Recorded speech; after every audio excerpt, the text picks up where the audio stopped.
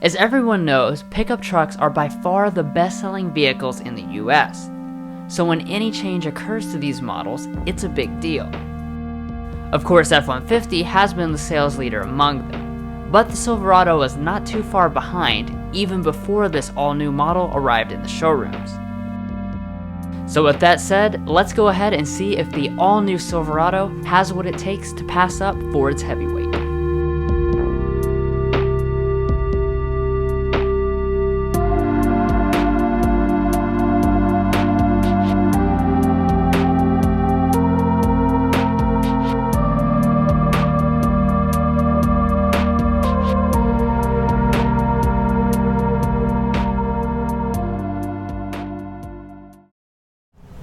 So like always, the first thing we'll do is establish the pricing and option levels of these two models.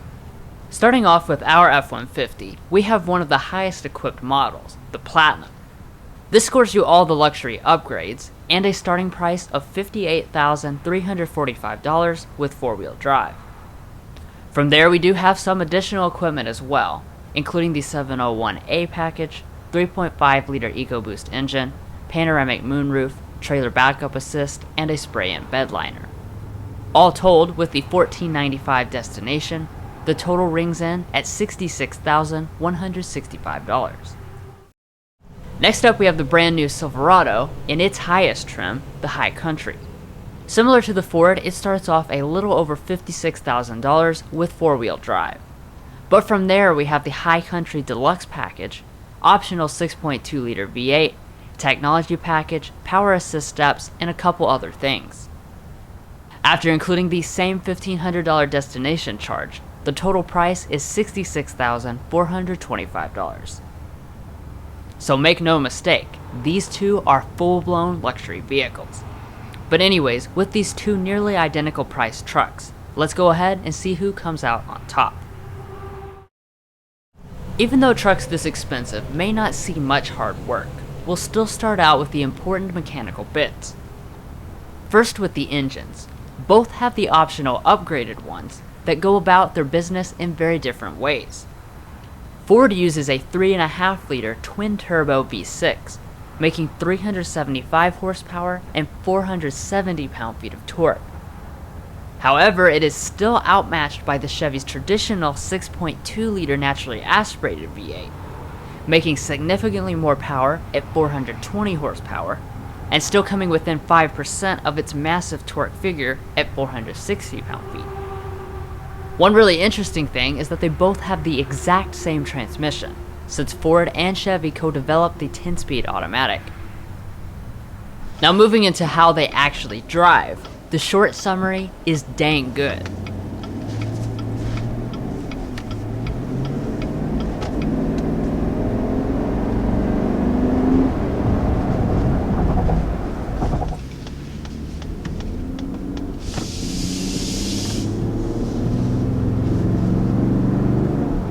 Both have really impressive power, and as far as real-world feel, I can't say that I could tell much of a difference even though the Chevy is up on power.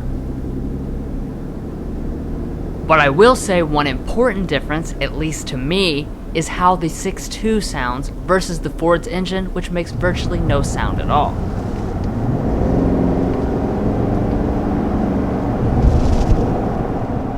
Both transmissions behave with near transparency, and even though neither of them have any air suspension or active dampers, the rides are still very compliant.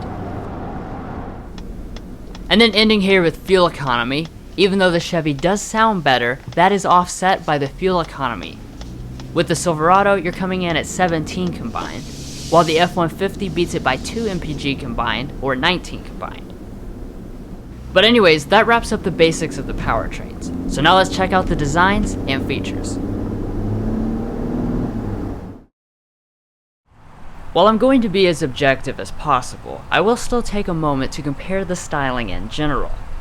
Starting off with the Chevy, the front design doesn't stray too much from the outgoing model. It has a more modernized take on the signature Chevy grille, and you'll find special bronze badging and high country branding to distinguish it from the more plebeian models. On the Ford, it just got a refresh last year, so it continues to have the same silver grille, which is unique to the Platinum. It also comes standard with these very nice full LED headlights. The Chevy's headlights are also fully LED, but they have a more unique look that contours with the shape of the grille. And then both also have LED fog lights at the bottom. At the sides, both the Silverado and F-150 are available in a ton of different configurations, but these trims have a more limited selection. They can only be had in the large 4-door crew cab configurations, but you can still choose between short and standard bed lengths. Now most of the time when it comes to the rear, trucks look pretty much the same, but here they're actually quite different. The main thing you'll notice is the Ford silver tailgate, which shows off how much you spent, but at the same time, the Chevy has dual horizontal exhaust outlets, which I don't think any other truck has. And then as far as lighting, both have LED taillights. So overall, both have handsome designs, and since they do have identical features, I won't award any points. Now moving around to all the other features, the F-150 comes with fairly plain looking 20-inch alloys, while the Silverado has more eye-catching 22s. And as far as the mirrors, they both have heating, power folding, auto dimming, and blind spot monitoring with rear cross traffic alert. And speaking of BSM, both trucks come with a ton of other safety features, including forward emergency braking with pedestrian detection, lane departure alert, and auto high beam headlights. However, the Silverado is strangely missing adaptive cruise control. As far as warranties go, the two vehicles are identical. They both get 5-year 60,000-mile powertrain warranties and 3-year 36,000-mile bumper-to-bumper warranties. However, on the Silverado, you will find that your first maintenance visit is complimentary. Moving on to towing, the smaller engine Ford has a pretty substantial advantage. Our F-150 has the Max Trailer tow package, but the Silverado won't allow you to combine the Max Trailering package with the optional Deluxe or Premium packages. That means that the Ford can handle 13,000 pounds versus 9,300 pounds in the Chevy. But of course you could increase that rating to 12,200 pounds if you're willing to go without the extra luxury features. Of course, one of the most important parts of a truck are the beds. While neither of these luxury trucks may truly get dirty, you still have plenty of capability, with factory bed liners, tons of tie downs, and LED lighting. The Silverado, however, also adds a household outlet for powering tools, plus it has a class exclusive power tailgate. And then as far as accessibility, both trucks have solutions for accessing the bed easily, but only the Silverado has running boards that slide backwards to help with side access. Finally, we'll wrap up the outside with the fuel ranges. The F-150's towing package also includes the extended 36-gallon fuel tank, which is much larger than the Chevy's 24-gallon tank. Considering that the Ford also gets better fuel economy, its range is significantly better, at 674 miles versus 408 in the Chevy. Well, that pretty much sums up the exteriors, so now let's get inside and see which truck offers the most luxury.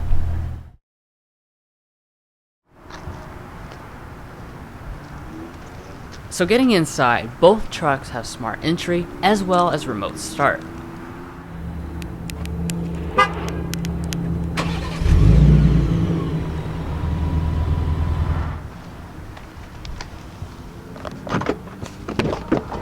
When you first open the door, both models have power deploying running boards. But looking inside the cabins themselves, they have luxurious, if familiar looking cabins. We have the full black color schemes, but richer looking brown options are also available. Turning to the seats themselves, both are 10-way power adjusting. However, the Ford has 4-way lumbar support as well as a massaging function that the Chevy is missing.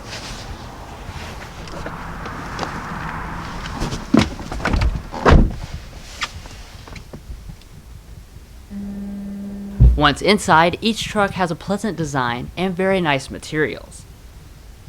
On the F-150, you have soft touch plastic with stitching across the top, and then you have real open pore wood in the middle as well as on the center console.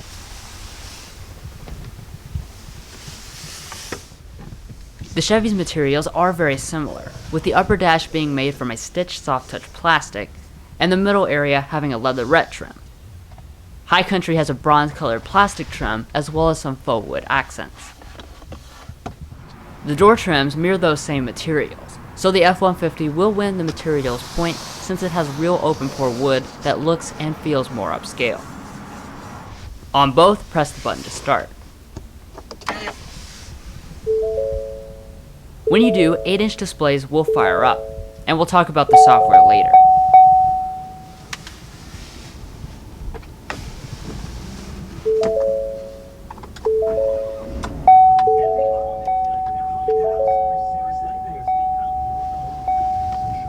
Like the screens, the gauges are pretty similar. Both have large displays in the middle of analog gauges, with more information than you'll probably ever need to see. However, the Silverado does also have a large head-up display, which is something that no other truck in the class has. Now backing up to the steering wheels, they are both leather-wrapped and heated, but it's only power adjusting with memory on the Ford. Also, this generation of the Silverado has eliminated power adjusting pedals, which the Ford does still have. Now moving on to the important subject of storage, both deliver it in abundance. The main center consoles are roughly equivalent in their huge size, but because the Chevy has a column shifter, there is more storage up in front of it. This area does also double as a wireless phone charger, which is something not available on the Ford. Checking out those shifters, sans location, the Ford's is leather wrapped while the Chevy's is just plastic. Both trucks do have various drive modes and manual shifting. And then when you shift into reverse, a 360-degree camera will pop up.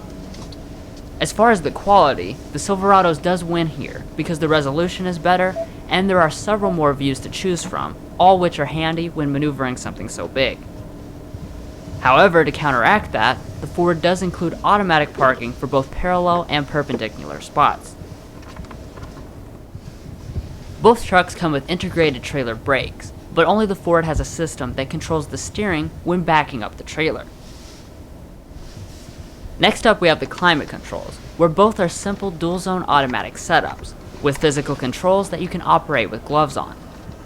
Both also have 3-stage seat heating and 3-stage seat ventilation, though I appreciate the ability to heat the back and butt separately on the Silverado. Now let's go ahead and sample the audio systems.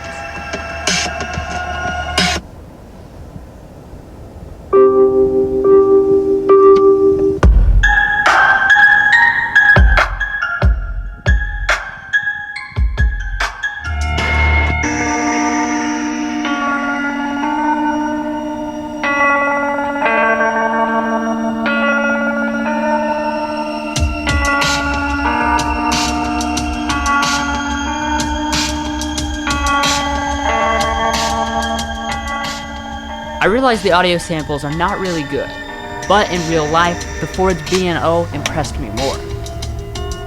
Now for the infotainment systems. Starting with the Ford, we have the latest version of Sync 3. This continues to be a very easy system to use, with shortcut buttons on the bottom and a home screen. We do also have integrated navigation, but even if you don't get a loaded trim, you still have standard Android Auto and Apple CarPlay. Moving to the Silverado, it has the brand new Chevy Infotainment 3 system this year. The new layout is actually pretty similar to Sync 3, but I did find that this system has snappier performance. The navigation system has great looking graphics, but again both Android Auto and Apple CarPlay are standard. Overall, both are excellent systems, and there's really not enough difference to award any points. Before going to the back seats, there are two more meaningful things up front. The first is the Chevy exclusive rear camera mirror, which cuts out all the obstructions that might be blocking your view. But the second thing is the F-150's pano moonroof, which is something that's still not available on the Silverado.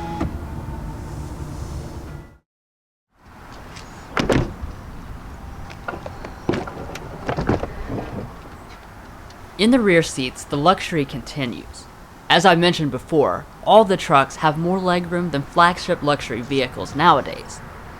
In this case, an insane 43.4 inches of legroom in the Chevy, and 43.6 inches in the Ford. And then as far as headroom, they're both slightly over 40 inches. Once in the back, you'll find tons of amenities. Both have rear air vents, charging USB ports, and a 12-volt outlet. But only the Ford has a household outlet. They both also have heated seats.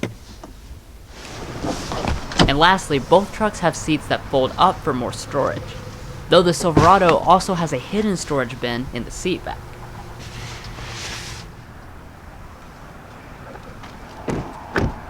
So with that, we wrap up another super competitive comparison. As you would expect, both trucks give it a great effort.